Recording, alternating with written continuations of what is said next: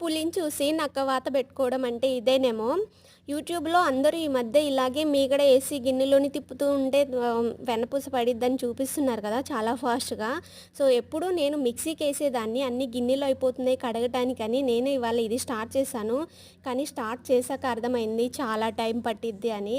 మిక్సీకేసింటేనే చాలా త్వరగా అయిపోయిద్దేమో అని ఫీల్ అయిపోయాననమాట. సో, ఎంతైనా గానీ మనకి టెక్నాలజీ వచ్చిన తర్వాత కాళ్ళు, చేతులు పని చేయటం మానేశాయి. చాలా లేజీ వచ్చేసింది కదా!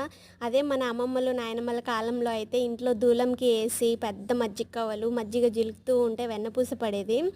సో, ఎట్లయినా మనకి కొంచెం ఈ టెక్నాలజీ మూలంగా రెస్ట్ టైం చాలా దొరుకుతుంది. కానీ ఇవాళ ఎందుకో టైం బాగోలేదంటారు చూసారా? అది నాకు కూడా ఇవాళ వర్తిస్తదేమో.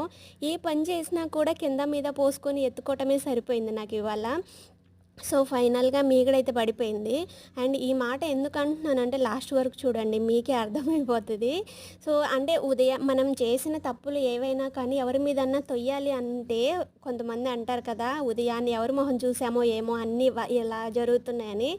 సో, నేను అంటే నాకు గుర్తొచ్చింది ఇవాళ ఎవరి మీద తోసేద్దామా అని ఫైనల్‌గా గుర్తు చేసుకుంటే ఇవాళ ఉదయాన్నే మా వారి మొహం చూసాను. దొరికిపోయాడనుకున్నాను. అన్ని తప్పులు ఆయన మీద ఏసేయొచ్చు కదా! అంటే మనలో ఉన్న ఫ్రస్ట్రేషన్ ఎవరో ఒకరి మీద తీర్చేయాలి కదా! సో, దొరికిపోతారు పాపం బకరాల్లాగా.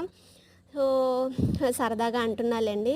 ఫైనల్‌గా ఇలా వెన్నపూస పడింది. అయినా టైం బాగోలేదని ఎందుకు అంటున్నాను అనుకుంటున్నారా? లాస్ట్‌లో చూడండి మీకే లక్కీగా ఆ టైంలో వీడియో తీయట్లేదు.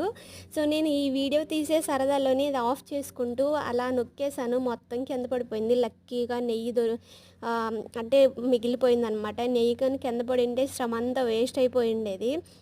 సో, ఇలా వీడియో తీసుకుంటూ చూడండి మీకే అర్థమైద్ది. అండ్ ఈ వీడియో నచ్చితే ఒక్క లైక్ చేయండి. ఇదిగో ఇలా నొక్కుతూనే చేసేసాననమాట.